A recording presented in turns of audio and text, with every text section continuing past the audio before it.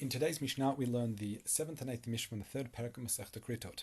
And in today's Mishnah, again, I'm going to share a video as well of this Mishnah due to the complexity of in the first case. And you can access this via the Learning Aid section from the Mishnah Yomit website, or we have this new YouTube channel of which that via the website will take you there, but we'll be using that quite sparingly, so only for really complicated Mishnah where I really need to share diagrams as well. And the diagrams as well, just on their own, separately, are also available on the website. So let's continue. Amar Rabbi Akiva. Rabbi Akiva says, Sha'alti et Rabban Gamliel v'Rabbi Yoshua. So Rabbi Akiva asked both Rabban Gamliel and Rabbi Yoshua, Be'idlis, which is an amak, a place where they sell animals and meat. Shel Emma Om, which is the name of the city. So they're in that location. Shahalchu, that they went likach behema lemishta beno shel Rabban Gamliel. That they had gone to purchase an animal for the Sudat Nesuin, for the marriage of Rabban Gamliel's son. So you can why the long introduction? One can imagine they would have been a little bit preoccupied trying to organize their Suda, organize the feast. But nonetheless, these Chachamim are leading by example and showing they're nonetheless preoccupied with Torah study. Mishnah explains, this was the case. So if someone had a relationship with a single individual who is both his sister, his mother's sister, and his father's sister, another way around, and a moment of forgetfulness, meaning he didn't realize that she was that individual that he was asked to have a relationship with, what's the law? Is he chayev achat al kulam? Would he just have to bring one korban? Because all of them are considered or come under the prohibition of a sister. It's either his sister or his parents' sister. Or chayev al kol echat ve'echat. So he wasn't sure in terms of whether this would demand 3 korbanot or 1 korban. So let's look at the diagrams now to understand the case. How can one individual be related to him in all those different ways? So we'll start with Reuven, the son of Leah. Reuven goes ahead and has a forbidden relationship with Leah, and he gives birth to 2 girls. The first is Penina, and the second is Dinah. Reuven then goes ahead and has another relationship, a forbidden relationship, this time with Penina, and Penina gives birth to a son to Reuven now, who is Asher. The people in question here is Asher and Dinah. So if Asher has a relationship with Dinah, then she is related to him in 3 ways. She's both his sister, his father's sister, and his mother's sister. Let's go step by step. He is his sister because they share the same father, which is Reuven. He is his father's sister because his father Reuven and Dinah share the same mother. As you recall, she was a product of that first forbidden relationship. And third, it is his mother's sister. Why? Because Penina and Dinah also both share the same mother, Penina being Asher's mother. So it's his mother's sister. So that was the question that he posed to them. The Amruli, and they said back to him, Lo shamanu, we didn't actually hear this halacha explicitly. Aval shamanu, but we did hear haba'al chamesh nashav nidot behelem echad. If someone had a relationship with 5 different women who were all each nidot, he would be chayiv, he would have to bring a korban in each of these instances. V'ro'in anu, and we see here shadvrim kal v'chomer. Meaning, why is this a kal v'chomer? Because these 5 different women that are each considered 5, they're all the same type or prohibition, which is isha l'isha b'ninat tumata lo tikrav.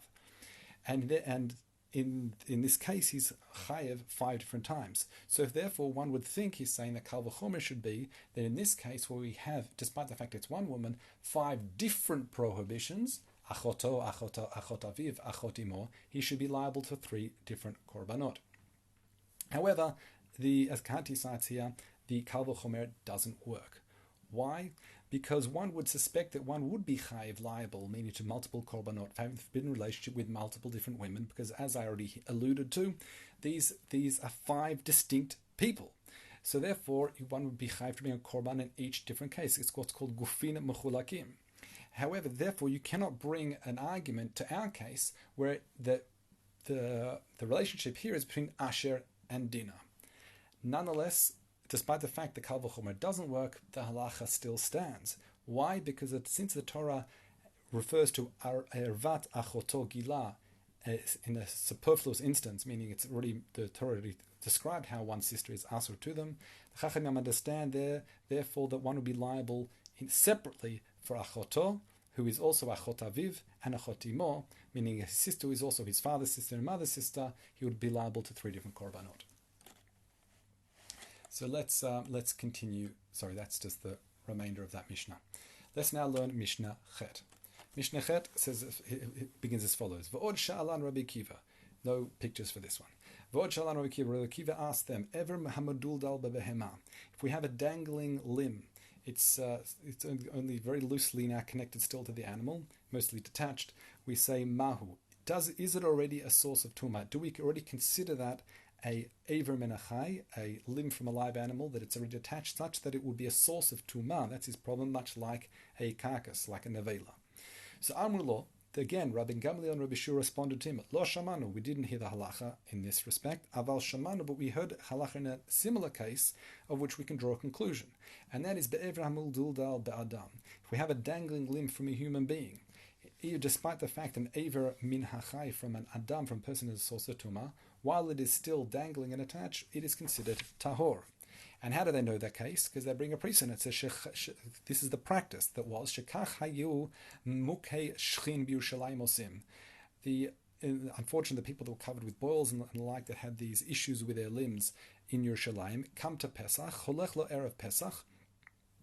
He would come to a doctor, etzel rofeh, and the problem was let's say this limb needed to be removed. The issue is it's erev Pesach.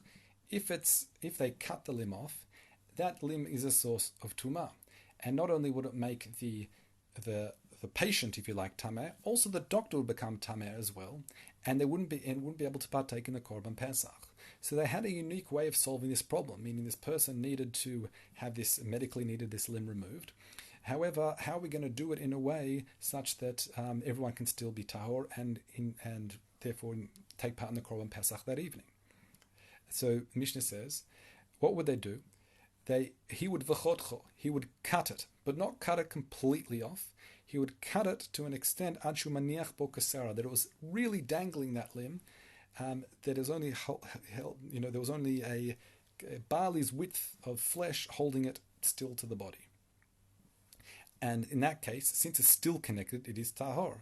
V'tochavo b'sira, then they would drive a sira, a kotz, like you can imagine, like a nail. It's really like a thorn, but into this limb that is dangling, and drive it into the wall or the floor. And the patient would do the final movement. V'haya nimshach mimenu. He would then do the final movement that would remove this limb, this diseased limb that needed to be completely removed. V'halo se pesach for se pesach, and therefore that individual never became tameh, and neither the doctor either, because neither of them made contact with this limb when it was removed. The point of this case is to teach us that while a limb is a ever moduldal, while it is still connected to a human being, it is tahor. So the response of Rabban Gamliel and Rabbi Shua says we can draw kal v'chomer to that of a behemah. Darim kal v'chomer. Now, what's the kal v'chomer? There are 2 ways to understand the kal v'chomer. Okay, I'm bringing both that are decided by Kahati. One is that a human being can become tameh while he is still alive, whereas an animal, while it's alive, cannot become tameh. So if a dangling limb cannot make a human being tameh, who is more susceptible to tumah while alive than an animal, kal v'chomer would a dangling limb not affect this behemah. Another take on this kal v'chomer is that the aver itself, an aver menachai from a human being, is a far more potent or strong form of tumah than an aver menachai from an animal, such that it is the Katik cites here. It's almost like it's like tumat met, that it's metame ba'ohel.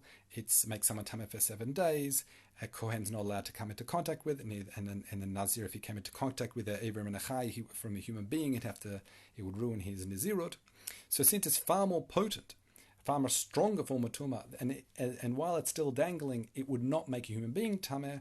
So kal v'chomer would think, therefore, the dangling limb that only has a tumah like a level of a nevela, while it's still dangling and connected, and so I should say once attached, therefore, while it's still dangling from this animal, it would not be a source of tumah. Those are the Mishnah today.